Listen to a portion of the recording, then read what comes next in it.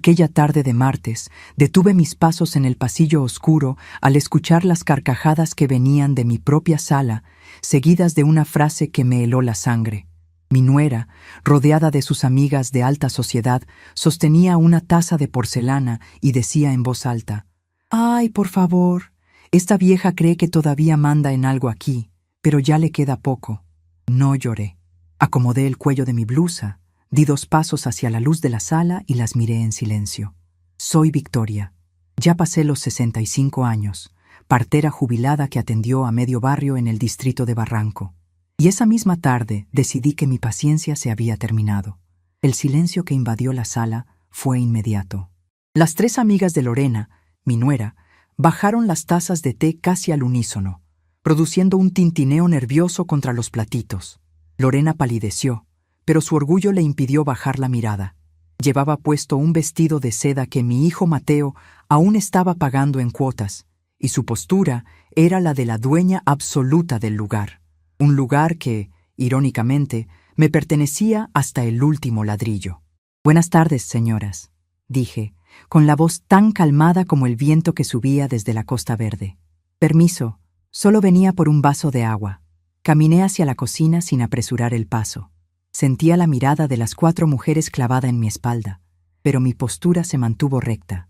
Mis manos, aquellas mismas manos que habían recibido a más de 300 niños en este mundo, no temblaron.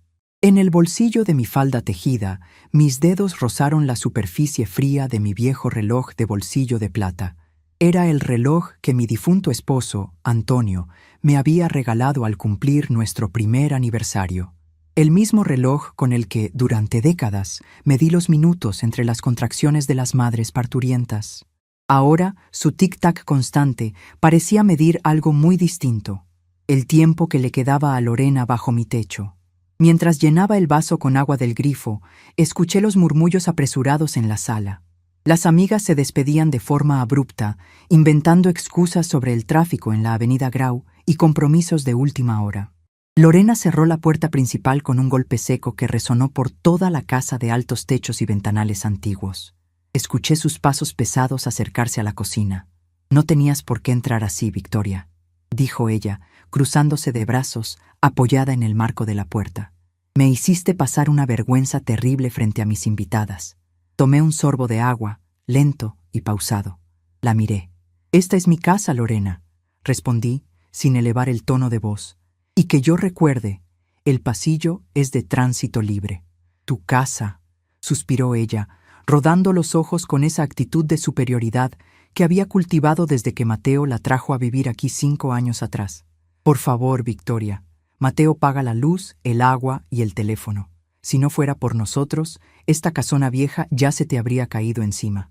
Ya es hora de que aceptes que las cosas cambiaron. Deberías agradecer que te dejamos el cuarto del fondo y no te mandamos a un asilo como hacen otras familias».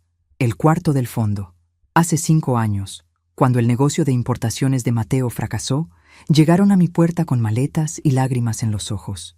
Yo vivía sola desde que Antonio falleció. Mi otra hija, Lucía, se había mudado a Arequipa por su trabajo como ingeniera y había formado su propia familia allá. Mateo era mi niño menor, y verlo quebrado me rompió el corazón. Les abrí las puertas de mi hogar con la promesa de que sería solo por unos meses, hasta que se estabilizaran. El primer año, ocuparon el cuarto de huéspedes. Al segundo año, cuando Lorena quedó embarazada y luego perdió al bebé de forma natural, un dolor que traté de consolar con todo mi conocimiento y empatía, me pidieron cambiar de habitación a la principal, la mía, porque era más cálida y grande. Cedí por amor, cedí por compasión. Al tercer año, Lorena empezó a cambiar los muebles. Mis sillones de caoba tallada desaparecieron un fin de semana que fui a visitar a Lucía a Arequipa, reemplazados por muebles minimalistas de colores fríos. «Estaban llenos de polillas, Victoria. Te hicimos un favor», fue su única explicación. Al cuarto año, me vi relegada al cuarto del fondo, la antigua habitación de servicio que daba al patio de lavandería. Mis libros, mis recuerdos, mis herramientas de partería, todo terminó en cajas apiladas en una esquina. Y Mateo, mi hijo, mi sangre, simplemente agachaba la cabeza, miraba su teléfono celular y decía: Mamá, no pelees con Lorena, por favor. Ya sabes cómo se pone con el estrés. Pero lo que Lorena no sabía, lo que ni siquiera mi propio hijo Mateo sabía, era que yo nunca fui la anciana indefensa y mantenida que ellos creían que era. No te preocupes, Lorena, le dije, dejando el vaso vacío sobre el granito de la cocina, una encimera que ella había mandado a instalar a crédito hace 6 meses. No pienso ser una carga para ustedes. Pasé por su lado, rozando su hombro con el mío, y caminé por el pasillo largo, con el piso de baldosas republicanas que ella tanto odiaba y que yo tanto amaba. Entré a mi cuarto, el del fondo. Cerré la puerta sin hacer ruido y me senté al borde de mi cama individual. El aire olía a humedad y a jazmines que entraban por la pequeña ventana. Saqué el reloj de bolsillo de plata. Lo abrí. El cristal estaba un poco rayado, pero las manecillas seguían marcando el tiempo con una precisión absoluta. Esta vieja cree que todavía manda en algo aquí. Esa frase se repetía en mi cabeza, no como un dardo venenoso, sino como un interruptor. Había pasado los últimos 5 años haciéndome pequeña para que ellos pudieran sentirse grandes. Había guardado silencio para mantener la paz, creyendo que el amor de madre significaba soportar la falta de respeto. Qué equivocada estaba. El amor no es dejarse pisotear. El amor también es enseñar límites. Esa noche no salí a cenar. Escuché cuando Mateo llegó del trabajo, cerca de las 8. Escuché el llanto fingido de Lorena en la sala, quejándose de lo mal que yo la trataba, de lo avergonzada que se había sentido frente a sus amigas del club. «Mateo, ya no puedo más», decía ella, con una voz aguda que traspasaba las paredes. «Tu madre me odia. Se pasea por la casa como si fuera un fantasma solo para asustar a mis visitas. Tenemos que hacer algo con esta casa. Hay que remodelarla por completo, tirarla abajo y hacer departamentos, o no sé. Pero ella no puede seguir controlándonos así». Yo me acerqué a la puerta, pegando el oído a la madera vieja. Esperaba, con una última esperanza en el corazón, que mi hijo me defendiera, que recordara quién le enseñó a caminar por estas mismas losetas, quién lo cuidó cuando tenía fiebres altas de niño. «Lorena, mi amor, tranquilízate», respondió Mateo, con tono cansado y derrotado. «Ya hablé con el arquitecto. Mañana viene a tomar las medidas para ampliar la sala y derrumbar el cuarto del fondo. A mi mamá le diremos que es por mantenimiento. Luego le buscaré un lugar bonito, una residencia privada, te lo prometo. Solo dame un poco de tiempo para conseguir un préstamo. Los bancos me están asfixiando». Un balde de agua helada cayó sobre mi espalda. No era solo Lorena. Mi propio hijo estaba planeando sacarme de mi casa con engaños. Iban a derrumbar mi cuarto. Iban a encerrarme en un asilo para quedarse con el terreno, uno de los más grandes que quedaban en esa zona de barranco, a pocas cuadras del puente de los Suspiros, valorizado en una fortuna que ellos ni siquiera podían calcular. Me alejé de la puerta. Mis rodillas amenazaron con ceder, pero me obligué a mantenerme firme. Respiré hondo, inflando los pulmones con el aire salado que se colaba por las rendijas. «No, Mateo», susurré para mí misma en la oscuridad de la habitación. «No te vas a quedar con mi vida». Caminé hacia la esquina donde estaban mis cajas apiladas. Moví las 2 primeras con cuidado de no hacer ruido. Debajo de todo, cubierto por una manta de lana andina que tejí hace 20 años, había un baúl de madera de cedro, cerrado con un candado de bronce. Busqué la pequeña llave en el forro de mi monedero y lo abrí. Adentro había recuerdos de toda una vida. El primer zapatito de Lucía, los cuadernos del colegio de Mateo, fotografías de Antonio. Pero bajo esa capa de nostalgia había un sobre manila grueso, sellado con cinta adhesiva. Lo tomé entre mis manos. Pese a los años, el papel se sentía pesado, cargado de verdades. Mateo y Lorena vivían convencidos de que yo dependía de una pensión mínima del Estado. Creían que la casa, al estar los recibos municipales a nombre de Mateo, desde aquel favor que le pedí hace años cuando enfermé de los riñones, prácticamente les pertenecía por derechos de posesión o algún invento legal que Lorena había leído en Internet. Lo que ellos ignoraban era mi pasado completo. Yo no solo fui la partera del barrio obrero. Durante mis mejores años, entre las décadas de los 80 y 90, fui la partera exclusiva de las familias más adineradas de Miraflores y San Isidro. Señoras de alta sociedad que preferían dar a luz en la intimidad de sus mansiones, lejos de los hospitales, y que me pagaban sumas exorbitantes por mi silencio, mi destreza y mi discreción. Todo ese dinero, Antonio y yo lo invertimos. Nunca vivimos con lujos, porque nuestro mayor lujo era la paz. Abrí el sobre. A la luz de la pequeña lámpara de noche, saqué el título de propiedad original, inscrito en los registros públicos a mi nombre como única dueña y viuda, sin adelanto de legítima ni herencia repartida. Todo era mío, y detrás del título había una libreta bancaria azul, de una caja municipal de ahorros, acompañada de un documento notarial. Una cuenta a plazo fijo que no había tocado en 10 años. Los intereses se habían acumulado en silencio, igual que mi indignación. Miré el reloj de plata. Eran las 11 de la noche. El tiempo de las lágrimas había terminado.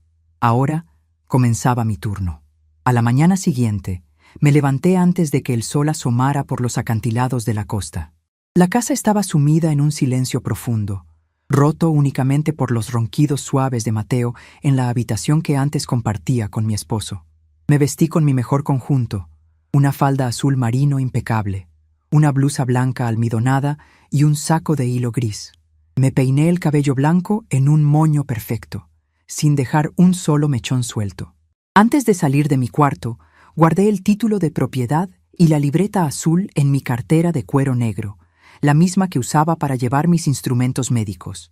También deslicé el reloj de plata en mi bolsillo. No iba a dejar nada de valor en esa casa, no con un arquitecto merodeando bajo mis narices. Caminé por el pasillo de puntillas. Al pasar por la cocina, vi los platos sucios de la cena anterior apilados en el lavadero, las copas de vino manchadas y una caja de pizza vacía. Era su costumbre. Dejaban todo sucio esperando que yo, en mi rol autoimpuesto de madre servicial, lo limpiara por la mañana. Esta vez pasé de largo. Abrí la puerta principal con cuidado y salí a la calle. El aire frío y húmedo de Barranco me golpeó el rostro, despertando cada uno de mis sentidos. Caminé un par de cuadras hasta la avenida San Martín. Los faroles coloniales aún estaban encendidos, y el sonido de las gaviotas anunciaba la cercanía del mar. Hacía años que no salía tan temprano por mi cuenta. Me sentía extrañamente ligera, como si hubiera soltado un saco de piedras que venía cargando sin darme cuenta. Tomé un taxi en la avenida. «Al Centro Financiero de San Isidro, joven, por favor», le dije al chofer, un muchacho que me miró por el retrovisor con amabilidad. Mientras el auto avanzaba por la vía expresa, observé la ciudad despertar. Autos veloces, gente corriendo a sus trabajos. Yo, a mis 65 años, no corría hacia un trabajo, corría hacia mi propia libertad. Eran las 8:30 cuando me bajé frente al edificio de cristal del banco. Fui la primera en entrar cuando abrieron las puertas. Me acerqué a la plataforma de atención al cliente. La señorita, una joven de uñas largas y perfectamente pintadas, me miró con esa mezcla de condescendencia y prisa con la que suelen mirar a las personas mayores. «Buenos días, señora. ¿Viene a cobrar su pensión? Las ventanillas para eso están al fondo», dijo, señalando con un bolígrafo. «Buenos días, señorita. No, no vengo por una pensión», respondí, sacando mi documento de identidad y la vieja libreta azul de mi cartera, poniéndolo sobre su escritorio de vidrio. «Vengo a actualizar esta cuenta y a solicitar un estado de cuenta detallado y un certificado de fondos». La joven tomó la libreta con desgano, la miró y luego miró la pantalla de su computadora. Tecleó mi número de documento. De pronto, escuché que dejó de teclear. El silencio se prolongó. Sus ojos se abrieron un poco más y su postura, antes relajada y aburrida, se enderezó de inmediato. Tragó saliva. «Señora Victoria, disculpe, esta cuenta es antigua. El sistema me indica que el saldo ha estado capitalizándose a plazo fijo continuo durante más de una década». La muchacha bajó la voz, mirando a los lados como si temiera que alguien más escuchara. «¿Desea que imprima el saldo actual? Son varios cientos de miles de soles. Por favor, señorita. Y también necesito que me asigne a un ejecutivo de cuentas premium. Quiero diversificar los fondos hoy mismo, pero mantener la liquidez total». La joven asintió repetidamente, casi tropezando con sus propias palabras al pedirme que tomara asiento en un sofá de cuero más cómodo mientras llamaba al gerente de la sucursal. Me senté y sonreí. El dinero nunca había sido mi objetivo en la vida, pero en ese momento representaba el poder que necesitaba. Mateo y Lorena pensaban que dependía de las sobras que caían de su mesa, cuando yo era la dueña de la mesa entera y del terreno sobre el que estaba construida. Mientras esperaba que el gerente imprimiera mis documentos, mi teléfono celular, un modelo antiguo que Lucía me había regalado, vibró en mi cartera. Lo saqué. Era un mensaje de texto de Mateo. «Mamá, ¿dónde estás? Lorena se levantó y no hay pan ni agua hervida para el café. Avisa si saliste para no preocuparnos». Leí el mensaje 2 veces. No preguntaba cómo estaba, ni si había amanecido bien. Preguntaba por su pan y su agua caliente. Sentí una punzada en el pecho, pero la reprimí. Tomé el teléfono, bloqueé la pantalla y lo guardé de nuevo en la cartera sin responder. Ya no habría más desayunos servidos. Media hora después, salí del banco con un sobre cerrado que contenía mi libertad financiera, actualizada y certificada. La segunda parada era igual de importante. Caminé unas cuadras hasta un edificio de oficinas más antiguo y señorial. Entré y tomé el ascensor hasta el 4º piso. La placa de bronce en la puerta decía «Estudio Jurídico Benítez y Asociados». Empujé la puerta de cristal. La recepcionista me hizo pasar de inmediato al escuchar mi nombre. El doctor Ernesto Benítez me esperaba de pie en su oficina, rodeado de estantes llenos de libros de derecho y carpetas apiladas. Era un hombre de mi edad, de traje impecable y cabello cano. Al verme, su rostro severo se suavizó y me extendió los brazos. «Victoria, mi querida Victoria», exclamó, dándome un abrazo respetuoso. «Qué alegría verte. Aunque, conociéndote, si has venido hasta aquí sin avisar, el asunto debe ser serio». «Lo es, Ernesto», dije, tomando asiento frente a su amplio escritorio de caoba.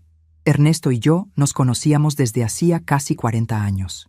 Yo traje al mundo a sus 3 hijos y a sus 2 nietos mayores. Él, a cambio, me había ayudado a redactar mi testamento y a ordenar los papeles de la casa cuando Antonio falleció. Era un hombre justo, implacable en los tribunales y leal a su palabra. «Cuéntame, ¿qué está pasando?», preguntó, sentándose y entrelazando los dedos sobre el escritorio. Abrí mi cartera y saqué el título de propiedad original, poniéndolo sobre la mesa. «Necesito que iniciemos un proceso de desalojo, Ernesto, inmediato. Y quiero redactar una revocatoria notarial de cualquier poder implícito que Mateo crea tener sobre el pago de impuestos de la Casa de Barranco». Ernesto se acomodó los lentes de lectura, sorprendido. Miró el documento y luego me miró a mí, estudiando mis ojos. «¿Desalojar a Mateo? Victoria, tu hijo vive ahí contigo desde hace años. ¿Qué ha ocurrido? ¿Te han hecho algo?». Su voz adquirió un tono protector, casi paternal. «No me han golpeado, si es lo que preguntas», respondí, manteniendo la voz firme. «Pero me han ido borrando de mi propia casa, Ernesto. Me han quitado mi cuarto, mis muebles, mi espacio y, sobre todo, mi dignidad. Ayer descubrí que planean derrumbar mi habitación para ampliar la sala y enviarme a un asilo para quedarse con todo. Mateo ya trajo a un arquitecto. Creen que la casa les pertenece, que yo no tengo a dónde ir». Ernesto apretó la mandíbula. Como abogado de familia, había visto casos similares miles de veces, pero la cercanía lo volvía personal. «El cinismo de algunos hijos no tiene límite», murmuró, tomando un bloc de notas. «Victoria, tú eres la propietaria registral y absoluta. No hay ningún copropietario.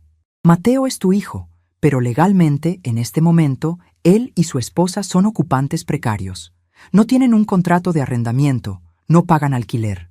Podemos enviarles una carta notarial hoy mismo, exigiéndoles la restitución del inmueble en un plazo de 15 días.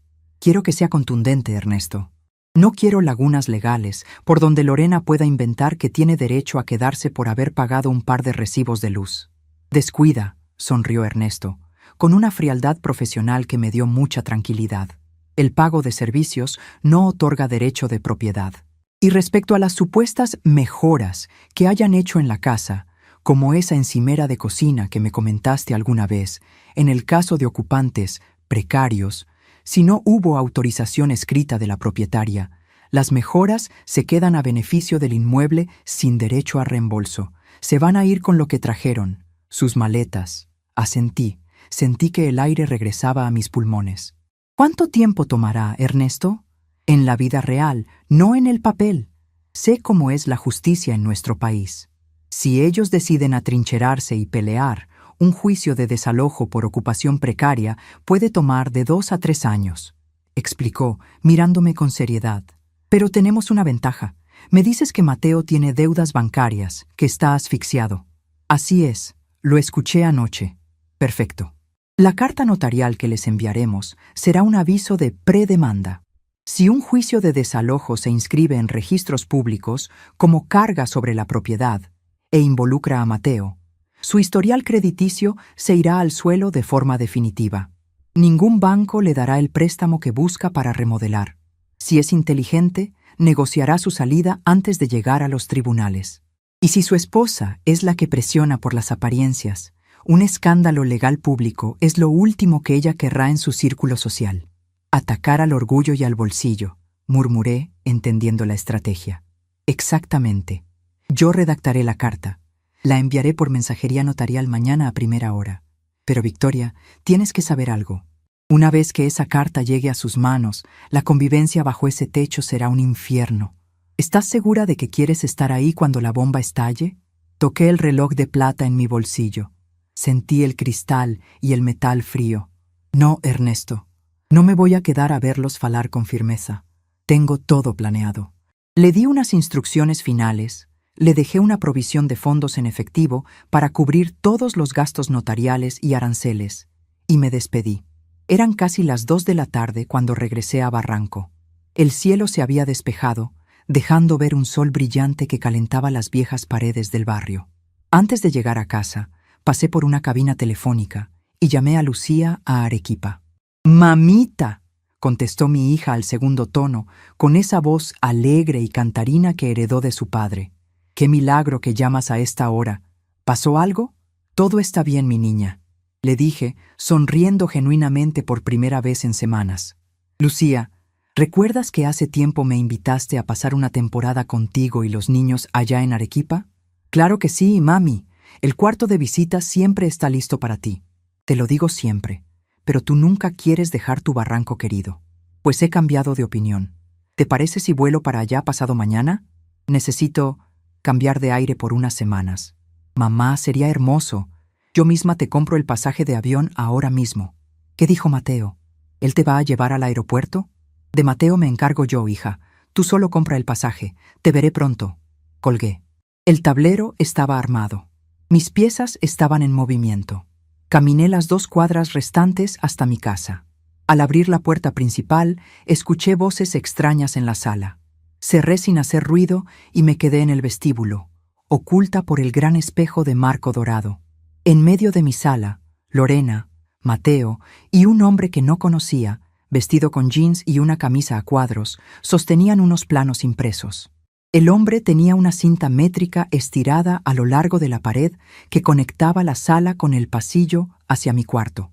«Sí, señora Lorena», decía el hombre, anotando algo en su tablilla.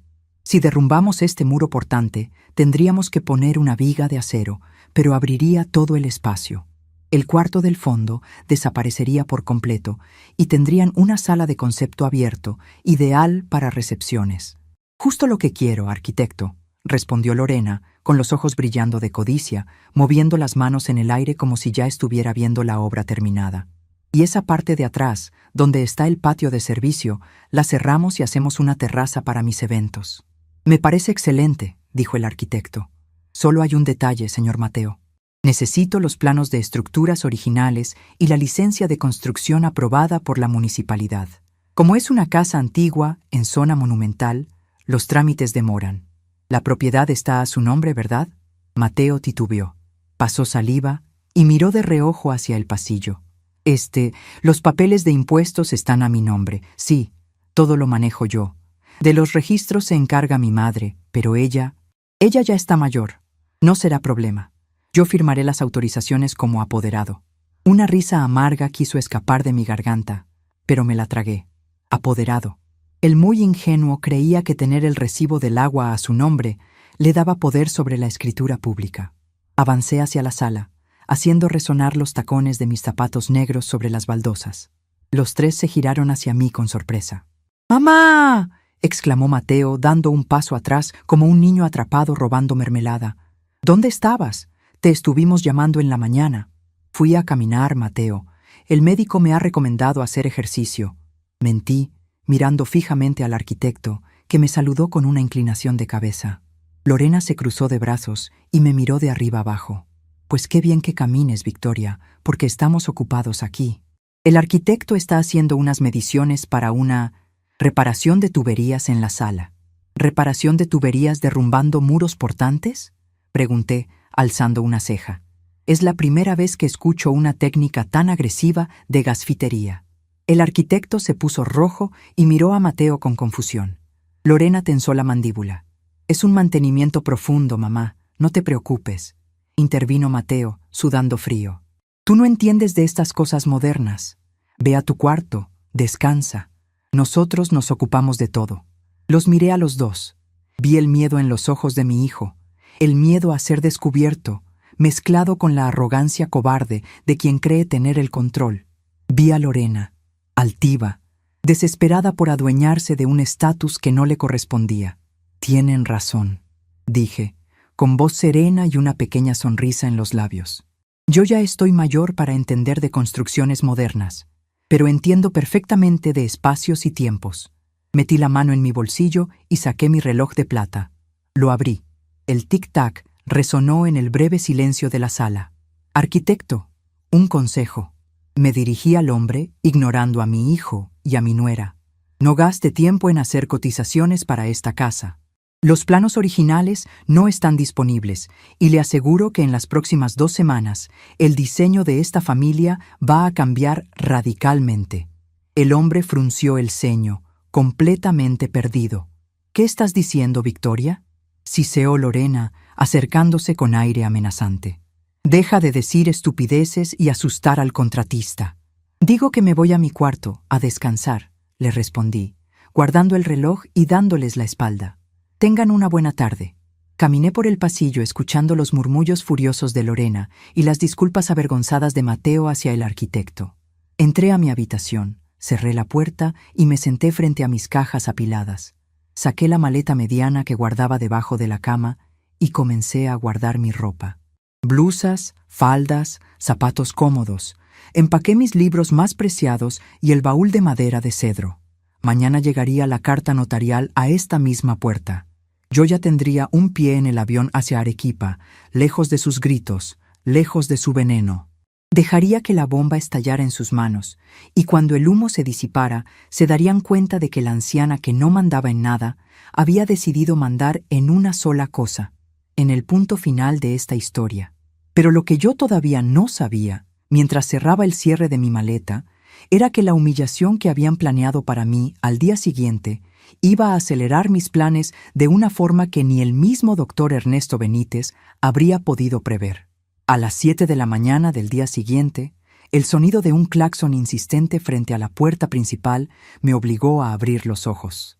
La luz del amanecer apenas comenzaba a calentar las frías paredes de Barranco. Me senté al borde de la cama, acomodándome la bata sobre los hombros, y agucé el oído. No era el camión de la basura ni el panadero.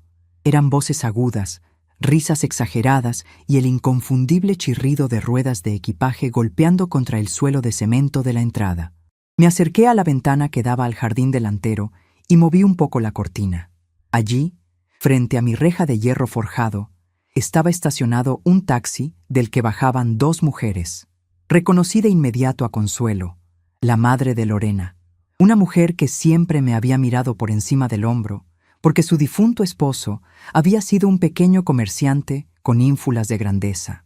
A su lado estaba Valeria, la hermana menor de Lorena, jalando 2 maletas enormes de color rojo brillante. Mateo salió apresurado en pijama a recibirlas, tomando las maletas con una sonrisa servil que nunca tenía para mí. Lorena apareció detrás de él, radiante, abrazando a su madre con una efusividad que me revolvió el estómago. «¡Mamita, por fin llegaron!», exclamó mi nuera, haciendo eco en toda la calle. «Pasen, pasen, esta es su casa». Dejé caer la cortina. El pecho se me contrajo por una fracción de segundo, pero de inmediato mi respiración volvió a su ritmo pausado. Esa era la humillación que tenían preparada. No les bastaba con planear la destrucción de mi habitación. Habían traído a su propia familia para invadir el espacio antes de tiempo, para empujarme al rincón más oscuro de la casa, o peor aún, para obligarme a salir por mi propio pie al no soportar la presión. Fui al baño, me lavé el rostro con agua helada y me miré al espejo. Las arrugas de mi rostro contaban la historia de una mujer que había trabajado 35 años cosiendo, ahorrando centavo a centavo junto a Antonio para comprar esta propiedad. Mis manos, manchadas por el tiempo, habían sostenido a Mateo cuando daba sus primeros pasos. No iba a permitir que una advenediza y un hijo malagradecido me sacaran por la puerta trasera. Me vestí con mi mejor conjunto, un sastre de hilo color azul marino que usaba solo para ocasiones especiales. Me coloqué mi collar de perlas de fantasía y me recogí el cabello en un moño impecable. Si iban a declarar la guerra en mi propio territorio, me iban a encontrar de pie. Salí al pasillo justo cuando la comitiva entraba a la sala. El olor a perfume barato y dulce inundó el ambiente, borrando el aroma habitual a cera de piso y lavanda que yo mantenía. «Ay, Lorena, qué casa tan oscura», fue lo primero que dijo Consuelo, arrugando la nariz mientras miraba el techo alto y la lámpara de cristal que mi esposo había comprado en un anticuario. «Todo esto huele a viejo. Necesitas modernizar urgente, hija. Tanta madera deprime a cualquiera». «En eso estamos, mami», respondió Lorena, tomando a su madre del brazo. «Mateo ya trajo al arquitecto ayer. Vamos a tirar esa pared espantosa del fondo y haremos un ventanal. Por ahora, tú y Valeria se van a instalar en el cuarto de visitas. Y la próxima semana, cuando movamos a la señora Victoria, tendrán su habitación de ella, que es más grande». Me detuve en el umbral del pasillo, cruzando las manos frente a mí. Las tres mujeres se giraron al escuchar el leve crujido de la madera bajo mis zapatos.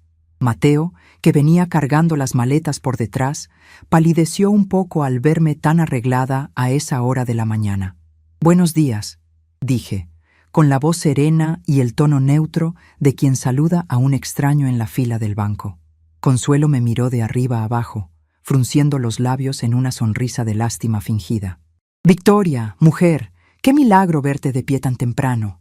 Lorena me cuenta que pasas todo el día durmiendo, que ya los años te están cobrando factura.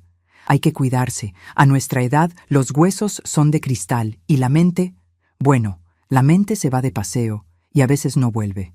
Valeria, la hermana, soltó una risita disimulada tapándose la boca con la mano.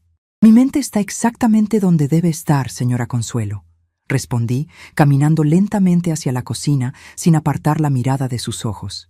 «Y veo que ustedes han traído bastante equipaje para una simple visita de cortesía». Lorena dio un paso al frente, alzando el mentón. «Mi madre y mi hermana se van a quedar con nosotros una temporada, Victoria. Me van a ayudar con los preparativos de la remodelación y a organizar una pequeña reunión que tendré hoy al mediodía con mis amigas del club. Ya que tú no puedes ayudar en la casa, necesito manos extras». «Me parece excelente», dije, esbozando una sonrisa amable que las desconcertó. «Siempre es bueno tener ayuda para empacar. Las cosas pesadas pueden arruinar la espalda». Ninguna de las dos entendió el doble sentido de mis palabras. Lorena simplemente rodó los ojos y le indicó a Mateo que llevara el equipaje al cuarto de visitas.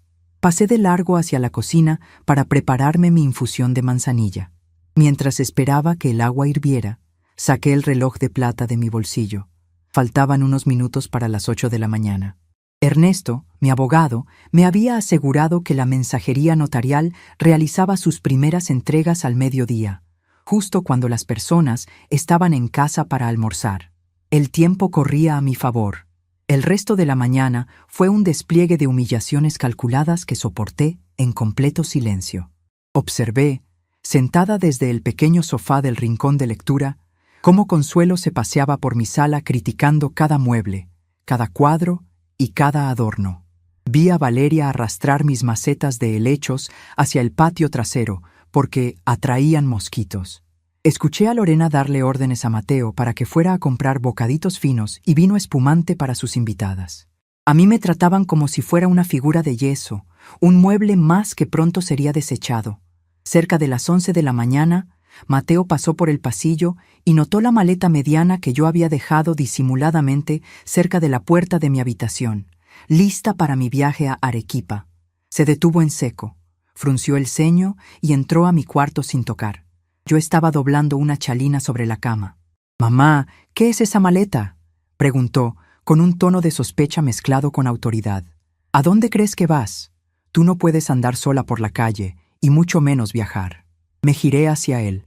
Su rostro mostraba el cansancio de las deudas y la presión constante de su esposa.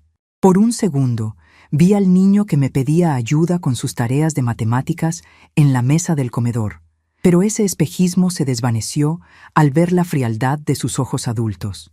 «Es ropa vieja, Mateo», mentí con una naturalidad absoluta. «La señora Consuelo tiene razón. Esta casa está llena de cosas viejas que ya no sirven. Voy a donar todo esto a la parroquia de Barranco. Ya no necesito tanto equipaje para lo que me queda de vida». El alivio cruzó el rostro de mi hijo. Su ego y su conveniencia le impidieron ver la verdad.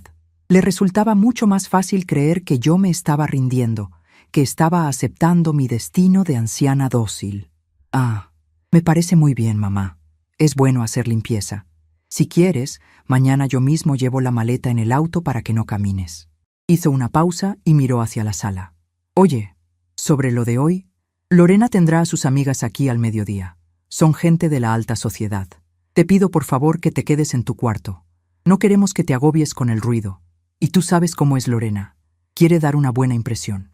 No te preocupes por mí, hijo», dije, sentándome al borde de la cama. «Estaré exactamente donde debo estar. No voy a arruinar la impresión que tu esposa quiere dar».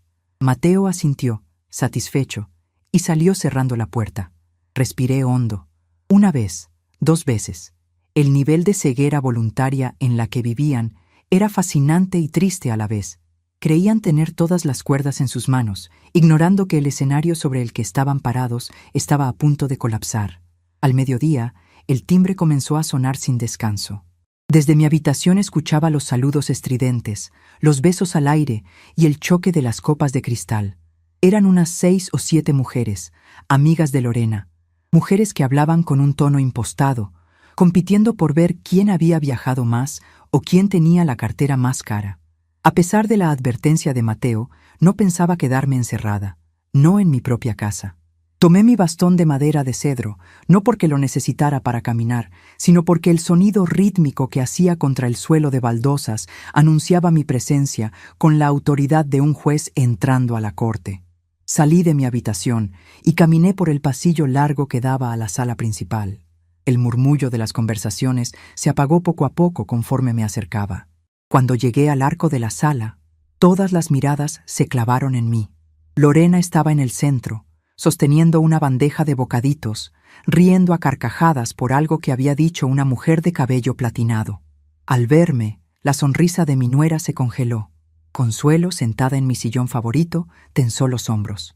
«Buenas tardes, señoras», dije con voz clara, haciendo un leve asentimiento con la cabeza. Hubo un silencio incómodo. Las amigas de Lorena intercambiaron miradas furtivas. Mateo, que estaba sirviendo vino en una esquina, tragó saliva de forma audible. «¡Ay, Victoria!», intervino Lorena, forzando una sonrisa dulce mientras caminaba hacia mí, tratándome como si fuera una niña pequeña frente a sus amistades. «Te dije que descansaras en tu cuarto. Las luces y el ruido te pueden marear». La mujer de cabello platinado, con el descaro propio de la ignorancia, se inclinó hacia Consuelo en un susurro que se escuchó en toda la sala. «Pobrecita, ya se le ve perdidita. Es la mamá de tu yerno, ¿verdad?» «Sí, Silvia», respondió Consuelo en el mismo tono condescendiente. «Ya está en las últimas etapas. Lorena, que es una santa, la baña, la viste y la cuida, pero la mente ya no le responde. A veces ni reconoce la casa». No me inmuté. Mantuve la espalda recta, apoyé ambas manos sobre el pomo de mi bastón y miré a la tal Silvia a los ojos con una intensidad que la hizo removerse incómoda en su asiento. «Reconozco perfectamente esta casa, señora Silvia», intervine con un tono tan tranquilo que contrastaba con la hostilidad del ambiente. «Reconozco el piso de caoba que mandé a pulir en el año 80. Reconozco las vigas del techo que mi difunto esposo instaló con sus propias manos. Y reconozco muy bien que la copa en la que está tomando su vino pertenece a un juego de cristal de Bohemia que me regalaron en mis bodas de plata. Así que, como verá, mi memoria está intacta. Lo que a veces me falla es la tolerancia a la mala educación. Silvia abrió la boca, escandalizada, pero no pudo articular palabra. Lorena se puso roja de furia. «¡Mamá Victoria, por favor!», exclamó Mateo acercándose rápidamente para tomarme del codo. «Estás confundida. Deja a las invitadas de Lorena en paz y vamos a tu cuarto». Me solté de su agarre con un movimiento seco pero elegante. «No estoy confundida, Mateo, y no necesito que me lleves a ninguna parte. Solo vine a servirme un vaso de agua». Caminé hacia el comedor bajo la mirada atónita de todas aquellas mujeres. Lorena respiraba pesadamente, intentando recuperar el control de su perfecta reunión social. «No le hagan caso, chicas», dijo Lorena, riendo de manera nerviosa. «Los médicos dicen que la demencia senil los vuelve agresivos. Por eso estamos acelerando los trámites de la remodelación. Queremos dejar la casa lista y venderla pronto, o alquilarla para mudarnos a un departamento moderno. A la señora Victoria la vamos a trasladar a una casa de reposo preciosa en La Molina, donde la van a tratar especialistas». Me detuve en seco, a medio camino hacia la cocina, el vaso de cristal vacío en mi mano. ¿Vender la casa? ¿Alquilarla? Así que ese era el verdadero plan. No se trataba solo de ampliar la sala. Querían vaciarme de mi historia, sacarme de mi hogar y luego deshacerse del último rastro de la familia que Antonio y yo habíamos construido. Sentí un frío metálico recorrer mi espina dorsal, no de miedo, sino de una indignación tan pura que aclaró mi mente por completo. Me giré lentamente hacia Lorena. Ella me miraba con desafío, amparada por la presencia de sus amigas y de su madre. Creía que la vergüenza pública me haría bajar la cabeza y retirarme a llorar en silencio. Metí la mano en mi bolsillo y saqué mi reloj de plata. Lo abrí. Era la 1:15 de la tarde. «¿Una casa de reposo, Lorena?», pregunté, acercándome un paso. «Qué considerado de tu parte. ¿Y con qué dinero piensan pagar esa casa de reposo? Porque, hasta donde sé, los ingresos de mi hijo apenas cubren los intereses de sus tarjetas de crédito, y tú no trabajas desde hace 10 años». Las amigas ahogaron un grito de asombro. Mateo dio un salto hacia adelante con el rostro descompuesto. «¡Mamá, cállate!», siseó Mateo, mirando aterrorizado a las invitadas. «No sabes lo que dices». «Sé perfectamente lo que digo», respondí, elevando ligeramente la voz para que resonara en las paredes altas. «Y también sé que le has mentido al banco, Mateo. Sé que pediste un crédito de 100,000 soles poniendo esta casa como aval moral, asegurando que yo firmaría un poder general a tu nombre». El silencio en la sala fue absoluto. Solo se escuchaba el tic-tac acelerado de mi reloj y la respiración cortada de mi hijo. Lorena dio un paso hacia mí, con los puños cerrados, perdiendo toda su fachada de señora de sociedad.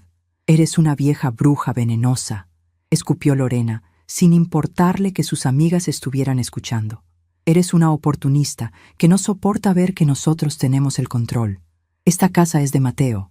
Él paga los recibos. Él paga los impuestos. Tú eres solo una invitada que vive de nuestra caridad». Fue en ese preciso instante, como si el destino estuviera dictando una obra de teatro ensayada a la perfección, que el timbre de la puerta volvió a sonar. 3 timbrazos largos y secos. Todos se sobresaltaron. El ambiente estaba tan cargado que un simple sonido los hizo saltar. «Yo abro», dijo Consuelo, poniéndose de pie rápidamente para escapar de la tensión, caminando hacia la puerta principal. Abrió la puerta de madera. En el umbral, recortada por la luz brillante de la tarde, apareció la figura de un hombre joven vestido con una camisa gris y un chaleco azul marino. Llevaba un casco de motocicleta bajo el brazo y una libreta electrónica en las manos. «Buenas tardes», dijo el mensajero con voz fuerte y aburrida. «¿Domicilio del señor Mateo Vargas?» «Sí, aquí es», respondió Consuelo confundida. «¿Qué busca?» «Tengo un sobre cerrado por mensajería notarial con carácter de urgencia. Necesito la firma del titular».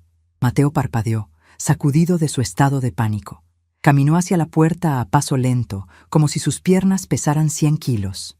Lorena fue detrás de él, con el ceño fruncido. Las amigas del club estiraron los cuellos, ansiosas por no perderse ni un segundo del drama. Yo me quedé exactamente donde estaba, de pie en el centro de mi sala, sosteniendo mi bastón con ambas manos. «Soy Victoria Vargas», dijo mi hijo con la voz temblorosa. «Documento de identidad, por favor», pidió el mensajero.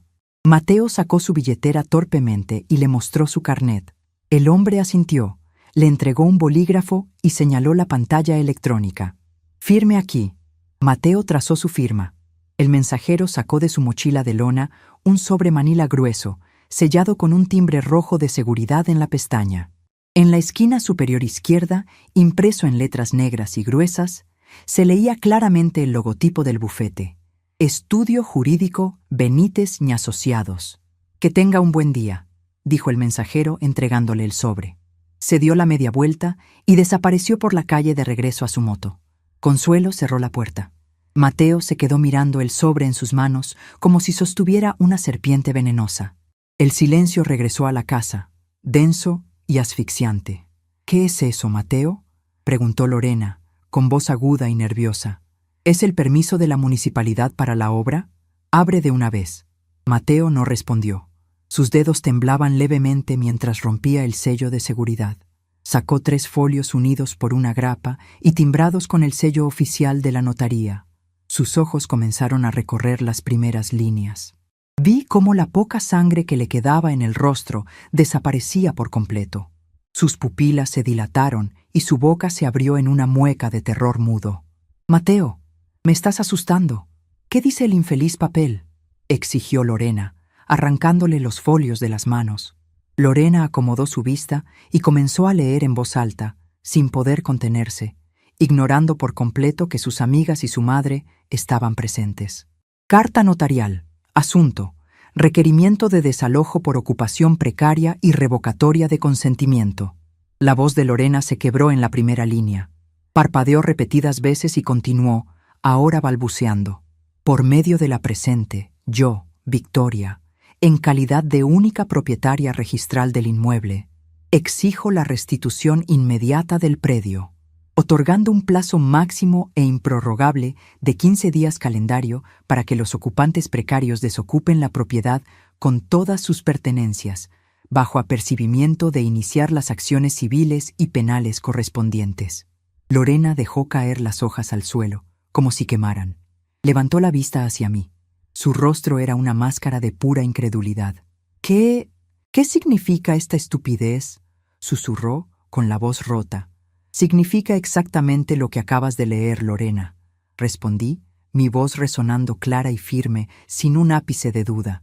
«Ustedes son ocupantes precarios en mi casa.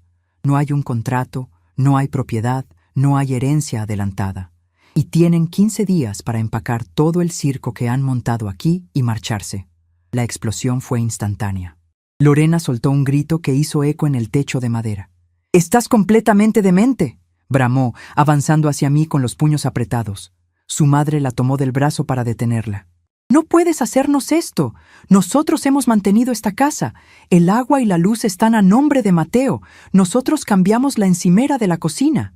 El pago de los servicios básicos es la obligación mínima de cualquier persona que vive de gratis bajo un techo ajeno».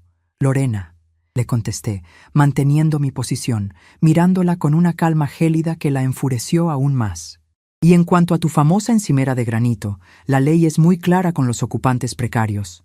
Cualquier mejora realizada sin mi autorización escrita se queda en la propiedad sin derecho a reembolso. Considera esa encimera como el pago por los 5 años de alquiler que nunca me dieron». «¡Eres una descarada!», chilló Consuelo, olvidando por completo sus modales de señora refinada, acercándose a mí señalándome con un dedo tembloroso.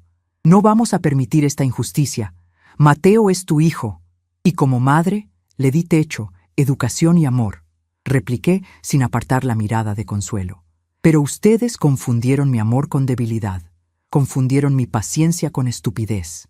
Vinieron a mi casa, trajeron sus maletas, midieron mis paredes para derrumbarlas y planearon botarme a un asilo para quedarse con el fruto de mi trabajo. Y ahora tienen el descaro de llamarme injusta». Me volví hacia las amigas del club, que estaban pálidas y en completo shock.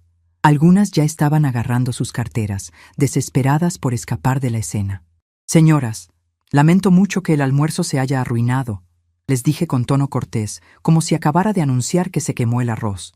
«Pero la dueña de la casa ha decidido cancelar el evento. Si me disculpan, les pediría que se retiren. Esta familia tiene mucho que empacar». Silvia y las demás no esperaron una segunda invitación. Se levantaron en masa, murmurando disculpas apresuradas, y salieron casi corriendo por la puerta principal, tropezando con los escalones en su urgencia por huir del escándalo. Consuelo intentó detenerlas, humillada hasta la médula, pero fue inútil. La fachada de perfección de Lorena se había hecho pedazos frente a las mismas mujeres a las que tanto intentaba impresionar. Cuando la puerta se cerró detrás de la última invitada, la casa quedó envuelta en un silencio pesado, roto solo por la respiración agitada de Lorena. Mateo seguía de pie en el mismo lugar, paralizado, con la mirada vacía fija en los papeles esparcidos en el suelo de madera.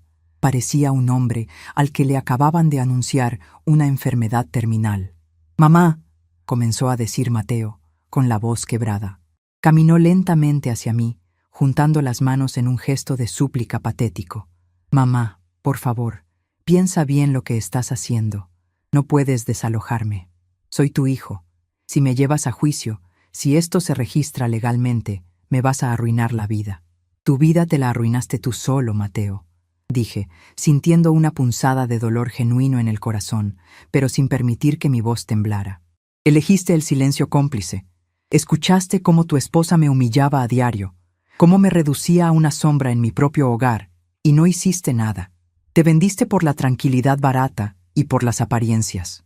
Yo no sabía que ella quería mandarte a un asilo», mintió Mateo desesperado, señalando a Lorena.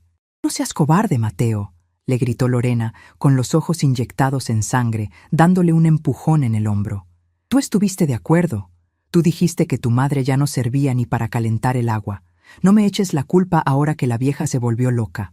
«¡Cállate, Lorena!», rugió Mateo, perdiendo finalmente el control, llevándose las manos a la cabeza. «Tú y tus delirios de grandeza nos acaban de destruir. ¿Sabes lo que significa una demanda de desalojo anotada en los registros públicos?». Mateo sacó su teléfono celular del bolsillo con manos torpes. Sus dedos resbalaban por la pantalla mientras buscaba algo frenéticamente. «Esta mañana», balbuceó Mateo, mirando la pantalla con terror. «Esta mañana recibí un correo del banco. El sectorista de créditos me escribió para cancelar la visita del tasador de la casa que estaba programada para las 3 de la tarde». Lorena palideció. Toda la rabia de su rostro fue reemplazada por un miedo repentino. «¿Qué tasador?», preguntó Lorena, dando un paso atrás. «¿De qué estás hablando, Mateo?». «El banco congeló mi solicitud de crédito de 100,000 soles», explicó Mateo casi llorando, levantando la vista hacia su esposa. «El sistema detectó un bloqueo legal preventivo sobre esta propiedad ingresado por un bufete de abogados hoy a primera hora. Mis tarjetas están al tope, Lorena. El colegio de los niños está atrasado 2 meses. Contaba con ese préstamo de remodelación para desviar fondos y pagar las deudas antes de que nos embarguen las cuentas sueldo. Sin ese préstamo, estamos en la quiebra absoluta». Lorena se llevó las manos a la boca. Consuelo y Valeria, que observaban desde la puerta del pasillo, soltaron exclamaciones de horror. La gran mentira financiera sobre la que habían construido su arrogancia se acababa de derrumbar en la sala de mi casa. «No, no es posible», murmuró Lorena, negando con la cabeza, mirando a Mateo con asco. «Me dijiste que ganabas bien. Me dijiste que esta casa iba a ser nuestra y que podíamos venderla si queríamos». «¡Eres un fracasado! Tú me presionaste para comprar muebles caros, para pagar viajes que no podíamos costear», se defendió Mateo, llorando abiertamente, perdiendo cualquier rasgo de dignidad frente a mí. Los miré discutir, destruyéndose el uno al otro como 2 perros hambrientos peleando por un hueso que nunca les perteneció. No sentí triunfo, ni alegría. Sentí una profunda y amarga decepción. El hijo que había criado no era más que un eco vacío de un hombre, manipulable y débil. Di un paso al frente y golpeé el suelo con mi bastón una sola vez. El sonido seco resonó como un disparo, y ambos se callaron al instante, girándose hacia mí. «El espectáculo es patético, pero iluminador», dije, ajustando mi collar de perlas. Sin embargo, sus problemas financieros ya no son de mi incumbencia. El doctor Ernesto Benítez ha redactado esa carta con una advertencia muy clara. Si deciden atrincherarse y pelear el desalojo, el proceso irá a los tribunales. Tomará años, sí, pero durante todos esos años, Tú, Mateo, estarás registrado como demandado por ocupación precaria. Ningún banco te dará un sol de crédito. Tus cuentas serán monitoreadas. No podrás ni alquilar un departamento formal con ese récord legal. Mateo se dejó caer de rodillas en el piso de caoba. Lloraba en silencio, cubriéndose el rostro con las manos. Pero, continué, bajando un poco el tono de voz para obligarlos a prestar absoluta atención. Si toman sus cosas, las de su madre y las de su hermana, y abandonan mi casa pacíficamente en el plazo de 15 días, le pediré a mi abogado que no ingrese la demanda judicial. Sus problemas con el banco serán suyos para resolver, pero al menos no tendrán una mancha legal que los persiga de por vida.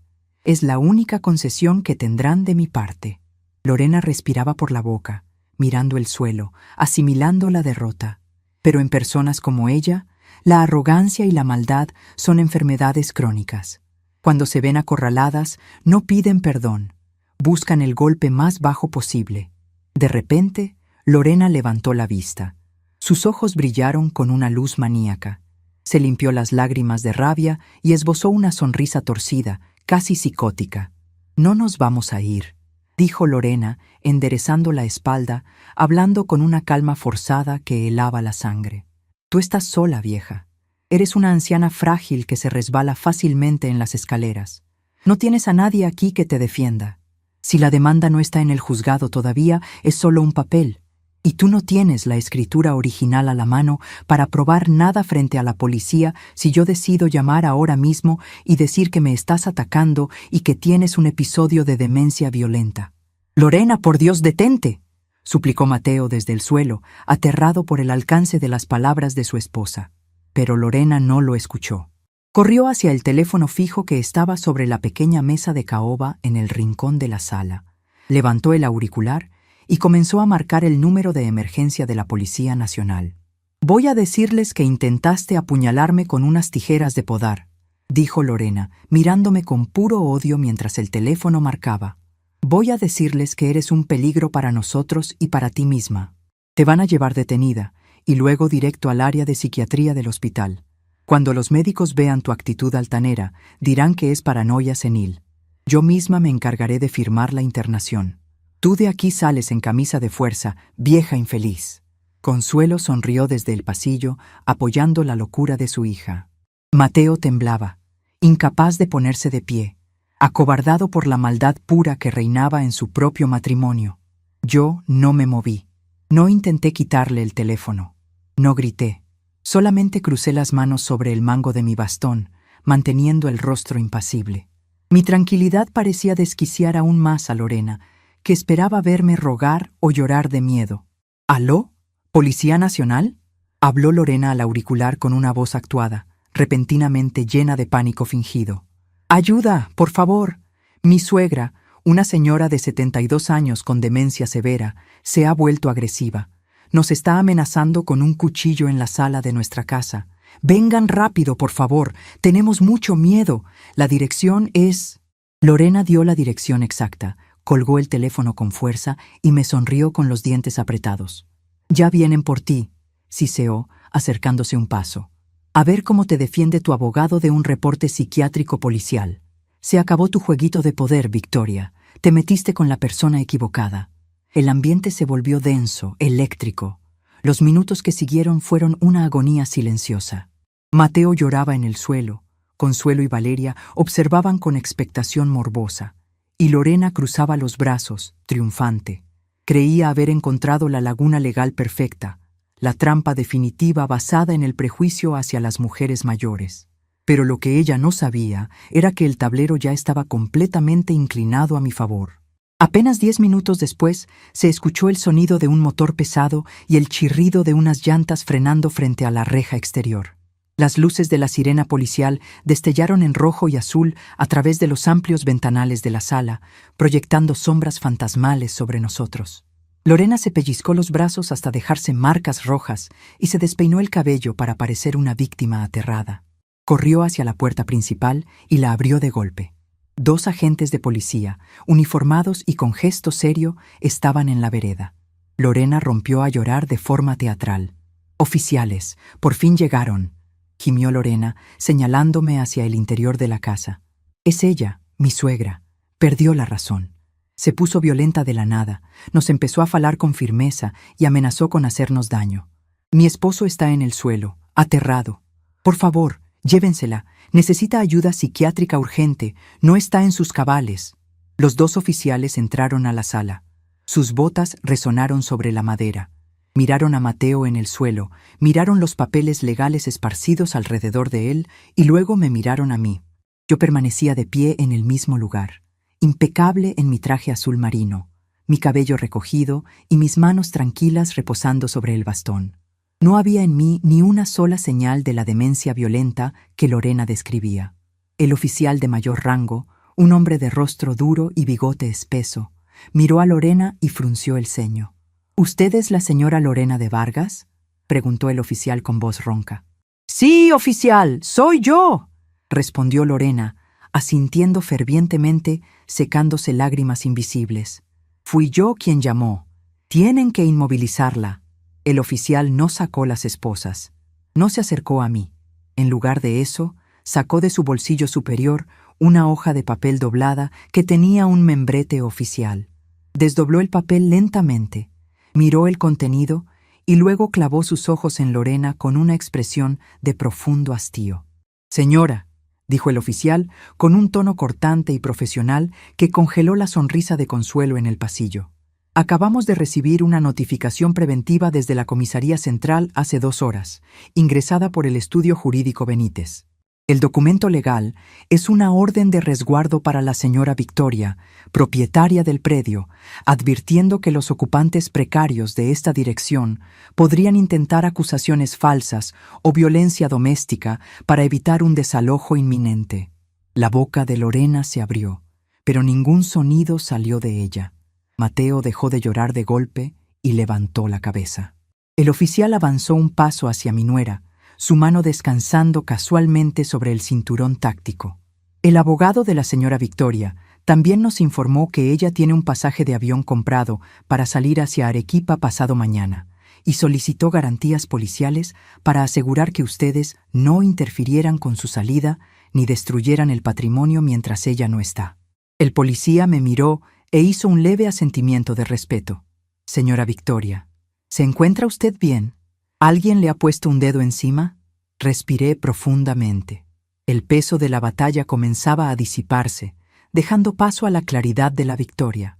Estoy perfectamente bien, oficial, respondí, con una calma que resonó en cada rincón de la casa. Nadie me ha tocado. Pero, como puede ver, la tensión de saber que tienen 15 días para desocupar mi propiedad ha alterado un poco los nervios de mi nuera. Le agradecería mucho si pudieran quedarse unos minutos mientras me retiro a mi habitación a terminar de hacer mi maleta. No confío en estar a solas con ellos. Por supuesto, señora, respondió el oficial. Nosotros garantizaremos su seguridad. Me di la media vuelta. El sonido de mi bastón volvió a marcar el ritmo. Pasé junto a Consuelo y Valeria, quienes retrocedieron contra la pared del pasillo como si yo estuviera hecha de fuego. Caminé hacia mi habitación con la frente en alto, sintiendo las miradas de derrota absoluta, de pánico y de vergüenza clavadas en mi espalda. Pero lo que ninguno de ellos sabía, ni siquiera el astuto doctor Ernesto Benítez, que había orquestado esta magistral defensa legal conmigo, era que el verdadero impacto de mis acciones no se revelaría en Barranco, sino cuando el avión aterrizara en Arequipa y Lucía, mi hija, me hiciera una confesión que le daría a esta historia un giro que cambiaría el destino de todos para siempre. Cerré la puerta de mi habitación y el silencio me envolvió como un abrazo cálido y familiar. Al otro lado de la madera, en la sala de mi propia casa, el caos que Lorena y Mateo habían desatado se iba apagando lentamente, reemplazado por el peso aplastante de su nueva realidad. No encendí la luz de inmediato. Caminé a oscuras hasta el borde de mi cama y me senté, apoyando ambas manos sobre la empuñadura de madera de mi bastón. Respiré hondo. El aire ya no se sentía denso ni cargado de desprecio. Por primera vez en meses, la casa olía a libertad. Encendí la lámpara de noche y saqué mi maleta del closet. Mientras doblaba mis blusas y acomodaba mis faldas de lino, mi mirada se detuvo en un objeto que reposaba sobre la cómoda. Eran mis viejas tijeras de podar. aquellas con el mango de metal gastado por los años y el resorte firme que tantas veces había usado para cuidar los rosales del patio trasero. Las mismas tijeras que Lorena, en su desesperación y maldad, había intentado usar en su llamada falsa a la policía para acusarme de locura. Las tomé entre mis manos. El metal estaba frío. Con un paño limpio, froté las hojas con cuidado, retirando cualquier rastro de polvo. Esas tijeras habían cortado muchas ramas muertas en mi jardín para permitir que las flores nuevas brotaran. Ahora, de una manera extraña y poética, acababan de ayudarme a cortar las ramas podridas de mi propia familia. Las guardé en el fondo de la maleta, envueltas en una toalla suave. Iban a viajar conmigo. A la mañana siguiente, el ambiente en la casa era de un silencio sepulcral. Cuando salí de mi habitación, arrastrando las ruedas de mi maleta por el pasillo, no vi a nadie. Las puertas de las otras habitaciones estaban cerradas con llave. Seguramente Lorena estaba adentro, devorada por la humillación, y Mateo, mi propio hijo, escondiéndose de la vergüenza de no poder mirarme a los ojos. Consuelo y Valeria tampoco se asomaron. Su arrogancia se había evaporado en el mismo instante en que descubrieron que ya no había dinero, ni casa, ni prestigio del cual colgarse. El timbre sonó exactamente a las 8 de la mañana. Era el doctor Ernesto Benítez, impecable en su traje gris, acompañado por el taxista que habíamos contratado. «Buenos días, señora Victoria», dijo Ernesto, esbozando una sonrisa tranquila al verme lista en la puerta. «El vehículo nos espera. ¿Pudo dormir bien?» «Como hace mucho tiempo no lo hacía, doctor», respondí, ajustando el cuello de mi abrigo ligero. «Ya no hay nada más que hacer aquí». Ernesto tomó mi maleta y caminamos juntos por el sendero del jardín delantero hacia la calle. Antes de subir al taxi, me detuve un segundo. Giré la cabeza para mirar la fachada de la casa que había comprado con mi difunto esposo tantas décadas atrás. Las paredes blancas, los grandes ventanales, el balcón de madera. Allí había criado a mis 2 hijos. Allí había llorado mis pérdidas y celebrado mis victorias. Pero las casas son solo ladrillos y cemento cuando el amor se va de ellas. No sentí tristeza al despedirme, sino una inmensa gratitud hacia mí misma por haber tenido el valor de defender mi dignidad. El trayecto al aeropuerto Jorge Chávez fue rápido. Ernesto se encargó de acompañarme hasta la puerta de embarque, asegurándose de que tuviera todos mis documentos en regla. «La demanda de desalojo está en pausa, tal como acordamos», me explicó el abogado, entregándome una carpeta delgada con copias de los papeles. «Tienen 14 días más para vaciar la casa y entregar las llaves a mi despacho. Si en la fecha límite todavía hay un solo mueble adentro, o si intentan atrincherarse, activaré la orden judicial y entrará la fuerza pública». Se lo dejé muy claro a Mateo mediante un correo formal esta mañana. «No creo que opongan resistencia, Ernesto», dije, apoyándome en mi bastón. «Sin el préstamo del banco, Mateo está en la ruina. Lorena no se quedará en un barco que se hunde. El orgullo de esa mujer no le permite vivir sin aparentar. Estaré monitoreando todo, señora Victoria. Usted viaje tranquila. Disfrute de Arequipa, del buen clima y de su hija. Se ha ganado esta paz». Nos dimos un apretón de manos firme y sincero. A mis 65 años, había aprendido que los verdaderos aliados no siempre son de tu misma sangre. Abordé el avión con la frente en alto. Cuando las llantas de la aeronave se despegaron del asfalto de Lima, dejando atrás el cielo gris y opresivo de la capital, sentí que una coraza pesada se desprendía de mi pecho. Cerré los ojos, escuchando el zumbido de las turbinas, y me dejé llevar por la calma. Apenas el avión aterrizó en la Ciudad Blanca, el contraste fue absoluto. El cielo de Arequipa era de un azul limpio y penetrante, y el sol de la tarde calentaba la piel sin quemar. Mientras caminaba por el pasillo de llegadas con mi bastón, marcando un ritmo seguro sobre las baldosas brillantes, la vi. Lucía estaba parada junto a la barrera de seguridad. De mis 2 hijos, Lucía siempre fue la que heredó mi carácter silencioso y observador. Llevaba el cabello recogido, una chompa de lana clara y esa sonrisa cálida que podía iluminar cualquier habitación. Al verme, sus ojos se llenaron de lágrimas. Cruzó la barrera antes de tiempo y me abrazó con una fuerza que casi me deja sin aliento. «Mamá», susurró Lucía, aferrándose a mí, hundiendo su rostro en mi hombro. Estás aquí, por fin estás aquí. Ya pasó, mi niña, le respondí, acariciando su espalda con ternura, sintiendo cómo su cuerpo temblaba levemente. Ya todo terminó. El viaje en auto hacia su casa fue un bálsamo para mi alma. Lucía vivía en una casa hermosa y sencilla en el distrito de Yanaguara, construida con piedra de sillar volcánico que brillaba bajo el sol de la tarde. A diferencia del ambiente frío y pretencioso que Lorena había impuesto en mi hogar en Lima, la casa de mi hija olía a pan recién horneado, a mate de coca y a lavanda. No había muebles de diseñador impagables, ni cuadros abstractos que nadie entendía. Había fotografías reales, sillones cómodos, mantas tejidas a mano y un jardín inmenso lleno de vida. Esa misma tarde, después de almorzar un chupe de camarones que me devolvió el calor al cuerpo, Lucía y yo nos sentamos en la pequeña terraza de su patio trasero. El sol comenzaba a ocultarse, tiñendo el volcán Misti de tonos anaranjados y violetas. Yo estaba contándole los detalles de mi estrategia legal con el doctor Ernesto Benítez, de cómo habíamos bloqueado a Mateo en el banco y de la llamada falsa de Lorena a la policía. Lucía escuchaba en silencio, sirviendo más mate de coca en mi taza, pero noté que sus manos temblaban levemente. De pronto, Lucía dejó la tetera sobre la mesa, se levantó sin decir palabra y entró a la casa. Regresó un minuto después con una vieja libreta de ahorros de un banco local y un sobre manila arrugado.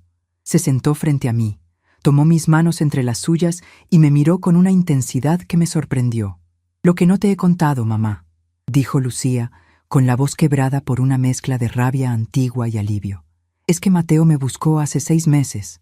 Sentí un pequeño vuelco en el estómago. Mantuve el rostro impasible y apreté sus manos suavemente para que continuara. «Apareció aquí en Arequipa un fin de semana, sin avisar», continuó Lucía, abriendo el sobre manila y sacando un documento legal que no estaba firmado. «Me citó en una cafetería del centro. Me dijo que estabas perdiendo la cabeza, que te habías vuelto peligrosa, que olvidabas las hornillas encendidas y que te habías vuelto agresiva con Consuelo y con los niños. Lloró frente a mí, mamá. Lloró con lágrimas de cocodrilo, diciendo que el médico de Lorena había sugerido internarte en un asilo privado por tu propio bien, pero que costaba mucho dinero. Y quería que firmaras una autorización», deduje, sintiendo una ola de asco hacia el hombre que había parido. «Quería que firmara un poder notarial». Lucía señaló el documento sobre la mesa. «Un poder cediéndole mis derechos como futura heredera, para que él pudiera hipotecar tu casa de Barranco y usar ese dinero supuestamente para pagar tu internamiento. Me dijo que si no lo hacíamos rápido, el Estado podía intervenir y quitarte la propiedad por deudas de salud». Respiré profundo. La telaraña de mentiras de Mateo y Lorena era mucho más grande y oscura de lo que el doctor Benítez y yo habíamos calculado. No solo querían sacarme de mi casa, querían despojar a Lucía de cualquier derecho legal para quedarse con todo el patrimonio y usarlo de garantía en sus delirios de grandeza. «¿Qué le respondiste?», pregunté en voz baja. «Lo mandé al diablo», dijo Lucía, secándose una lágrima furtiva. «Le dije que yo te conocía, que hablaba contigo por teléfono y que estabas perfectamente lúcida». Mateo se puso furioso. Me gritó que yo era una mala hija por no preocuparme por ti. Se levantó y se fue. Desde ese día me bloqueó del teléfono y le prohibió a Lorena que me pasara las llamadas cuando yo intentaba comunicarme a la casa. Lucía abrió la libreta de ahorros y la empujó hacia mí. Durante estos 6 meses he estado ahorrando cada sol que me sobraba de mi sueldo como profesora, mamá. Abrí esta cuenta oculta. Fui a un bufete de abogados aquí en Arequipa para averiguar cómo podía solicitar una evaluación médica independiente y quitarle la custodia a Mateo si intentaba algo en tu contra. Iba a viajar a Lima el próximo mes con un notario y un psicólogo forense. Estaba aterrorizada de que te hicieran daño antes de que yo lograra juntar el dinero para el proceso. Miré los números en la libreta. Eran pequeños depósitos mensuales. 200 soles, 300 soles. El esfuerzo de una maestra de escuela ahorrando de su comida y sus gastos para rescatar a su madre. Mis ojos se llenaron de lágrimas, las primeras que derramaba en meses. No eran lágrimas de tristeza por la traición de Mateo, sino de un amor absoluto y desbordante por la hija que tenía frente a mí. Pero lo que ella no sabía, dije con una sonrisa temblorosa, acariciando la mejilla de mi hija, era que su vieja madre todavía tenía las garras afiladas y sabía defenderse sola. Lucía soltó una carcajada limpia, que resonó en el patio, limpiándose las lágrimas. «Eres increíble, mamá. Cuando me llamaste la semana pasada para decirme que estabas coordinando tu vuelo y que habías paralizado a Mateo y a Lorena con un bufete de abogados, no lo podía creer. Me ahorraste el viaje y el juicio. Nunca estuviste sola, Lucía, y yo tampoco. Nos teníamos la una a la otra, incluso a la distancia. Esa noche dormí de un tirón, sin sobresaltos, sin escuchar los pasos sigilosos de Lorena por los pasillos, sin el murmullo de Consuelo criticando mi ropa o mis costumbres. Desperté con el canto de los pájaros arequipeños y el olor al café tostado que Lucía preparaba en la cocina. Mi vida, que parecía haber llegado a un callejón sin salida en Lima, acababa de encontrar una avenida ancha y luminosa. Los días pasaron con una tranquilidad deliciosa. Me dediqué a acompañar a Lucía al mercado, a caminar por la plaza de pruebas bajo los arcos de piedra blanca y a visitar a sus amigas, mujeres amables que me recibieron con respeto genuino. Nadie me miraba como a una carga. Nadie me trataba como a un mueble viejo. Era simplemente la señora Victoria, una mujer dueña de su tiempo y de su espacio. Exactamente 15 días después de mi llegada a Arequipa, mientras yo estaba en el patio de Lucía revisando unos maceteros, mi teléfono celular sonó. Era el doctor Ernesto Benítez. Me limpié la tierra de las manos con mi delantal, me apoyé en mi bastón y contesté. «Buenas tardes, doctor. ¿Qué noticias me trae de la capital?» «Buenas tardes, señora Victoria». La voz de Ernesto sonaba profesional, pero había un innegable tono de satisfacción en sus palabras. «La llamo para informarle que la casa de Barranco ha sido recuperada por completo. Estoy llamando desde la sala de su propiedad. Cambié todas las cerraduras hace media hora. Sentí que el aire puro de Arequipa llenaba mis pulmones con una fuerza renovada. ¿Hubo algún problema? ¿Intentaron resistirse?», pregunté, caminando despacio hacia la sombra del porche. «Ninguno en absoluto», respondió Ernesto. «Ayer en la tarde envié a mi asistente a verificar el perímetro. Fue un espectáculo bastante lamentable, si le soy sincero. Los vecinos vieron todo. Como Mateo ya no tiene acceso a crédito y sus tarjetas fueron congeladas por falta de pago, no pudieron contratar un camión de mudanzas formal. Tuvieron que alquilar una camioneta vieja y destartalada. Me imaginé la escena.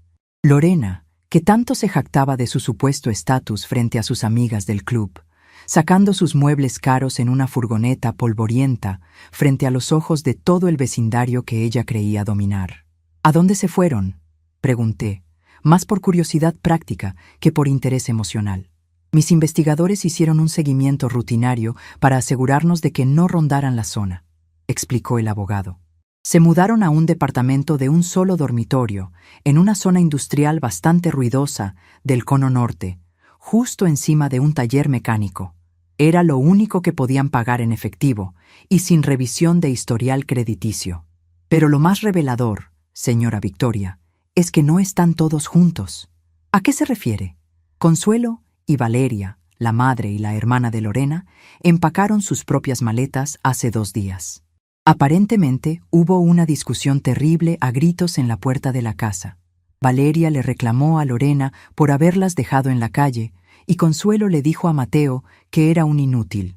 Tomaron un taxi por su cuenta y se fueron a vivir a la provincia de donde vinieron, con unos familiares lejanos. Abandonaron a Lorena apenas vieron que la fuente de dinero gratis se había secado por completo. Sonreí levemente. No sentía pena. Las personas oportunistas no tienen lealtad, solo tienen intereses. Cuando el interés se esfuma, el lazo se rompe. Lorena se había quedado sola con Mateo, atrapada en un matrimonio basado en la ambición, en un cuartito diminuto, escuchando el ruido de motores y taladros todo el día. Era una prisión que ella misma había construido con sus mentiras. «¿Y qué pasará con la casa de Barranco ahora, doctor?», pregunté. «Ya hablé con la corredora de bienes raíces de nuestra entera confianza, tal como me instruyó. La casa entrará en alquiler comercial. Hay una clínica dermatológica muy prestigiosa que busca un local en esa calle y están dispuestos a pagar un contrato de arrendamiento de 5 años por adelantado. Ese dinero irá directamente a su cuenta bancaria personal, señora Victoria. Usted tendrá una jubilación dorada. Excelente trabajo, Ernesto. Le enviaré los honorarios acordados hoy mismo. Gracias por todo. El honor ha sido mío, señora. Cuídese mucho. Colgué el teléfono. Miré hacia el jardín de Lucía. Había un rincón cerca del muro de piedra que estaba lleno de hierbas secas y ramas muertas de un viejo rosal que no había florecido en años. Lucía me había dicho que planeaba arrancarlo de raíz porque pensaba que ya no tenía salvación. Caminé hacia adentro de la casa. Fui a mi maleta y saqué las tijeras de podar que había traído desde Lima. Salí nuevamente al jardín. Mientras me acercaba al rosal, escuché unos pasos tímidos. Era Camila, la vecina de 19 años que vivía al lado. Era una muchacha dulce, pero últimamente caminaba con la cabeza baja. Lucía me había contado que la chica acababa de cancelar su compromiso matrimonial semanas antes de la boda, tras descubrir que su novio la engañaba y además le había robado sus ahorros para el pago del salón. Camila estaba devastada. Sentía que su vida se había arruinado por la vergüenza pública y la traición. «Buenas tardes, señora Victoria», saludó Camila desde su lado del muro bajo, con los ojos hinchados y una voz apagada. «¿Va a arrancar ese rosal? Lucía dice que está muerto». Me acerqué al muro, apoyando mi bastón a un lado, y sostuve las tijeras de podar en mi mano derecha. «No, Camila», le respondí con una sonrisa serena. «Lucía es una excelente profesora, pero de plantas todavía tiene mucho que aprender. Este rosal no está muerto, solo está asfixiado». Camila frunció el ceño, intrigada, y se acercó un poco más para observar. «¿Asfixiado por qué? Si casi no tiene hojas verdes».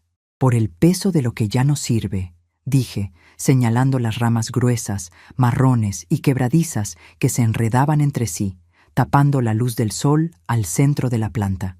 A veces, Camila, en la vida y en los jardines, dejamos que las ramas muertas sigan pegadas al tronco. Por costumbre, por miedo al vacío, o porque nos da pena cortar algo que alguna vez tuvo flores. Pero esas ramas secas siguen consumiendo la energía de la planta. No la dejan respirar, la enferman desde adentro. Sostuve las tijeras de podar con firmeza. El metal gastado brilló bajo el sol de Arequipa. Tomé la rama más gruesa y seca, aquella que estrangulaba el centro del rosal. «Para que algo nuevo crezca», continué, mirando a Camila a los ojos, «tienes que tener el valor de cortar lo que te hace daño, sin importar cuánto te duela en el momento, sin importar si los demás te dicen que es un error o si te critican por hacerlo. Si no cortas, te marchitas con ellos». Apreté el mango de las tijeras con fuerza. El sonido del corte fue seco, limpio y definitivo. La rama podrida cayó al suelo, levantando un poco de polvo. «Cuesta trabajo, sí», dije cortando otra rama inservible. «Y a veces, después de cortar, parece que te quedas desnuda, vulnerable. Pero mira aquí adentro». Con mis dedos, aparté el follaje seco que quedaba y le mostré a la muchacha el centro de la planta. En la base, cerca de la tierra húmeda, había 3 pequeños brotes verdes, fuertes y brillantes, esperando pacientemente recibir la luz del sol. Camila miró los brotes, luego miró las ramas muertas en el suelo y finalmente me miró a mí. Sus ojos se llenaron de lágrimas, pero esta vez no eran de tristeza, sino de comprensión. Entendió el mensaje. Entendió que su vida no se había acabado por la traición de aquel mal hombre, sino que acababa de librarse de una rama podrida antes de que la asfixiara por completo. «Hay que cortar sin miedo, señora Victoria», susurró Camila, secándose las lágrimas con el dorso de la mano y enderezando la espalda por primera vez en semanas. «Así es, mi niña. Cortar, limpiar la tierra y volver a empezar. El sol hace el resto». Me quedé allí toda la tarde, podando el rosal con mis viejas tijeras, sintiendo la brisa fresca de la montaña en mi rostro. No sentía dolor en las manos. No sentía el cansancio de los años. Sentía una ligereza que me devolvía a la juventud, al centro mismo de mi propia fuerza. Había vencido, no con gritos, no con violencia, ni rebajándome al nivel de quienes intentaron destruirme. Había vencido con paciencia, con astucia, y recordando que el respeto no se suplica, se exige con acciones. Mateo y Lorena pasarían el resto de sus vidas culpándose el uno al otro en su pequeña miseria, consumidos por la avaricia que los terminó devorando. Yo, en cambio, estaba aquí, frente a un jardín que volvería a florecer, en una casa llena de amor sincero, con una hija que valía su peso en oro, y con la tranquilidad absoluta de saber que nadie, jamás, volvería a decirme que mi tiempo se había acabado. Levanté la vista hacia el cielo despejado, respiré hondo y sonreí al viento. Soy Victoria, tengo 65 años, y mi verdadera vida apenas comienza.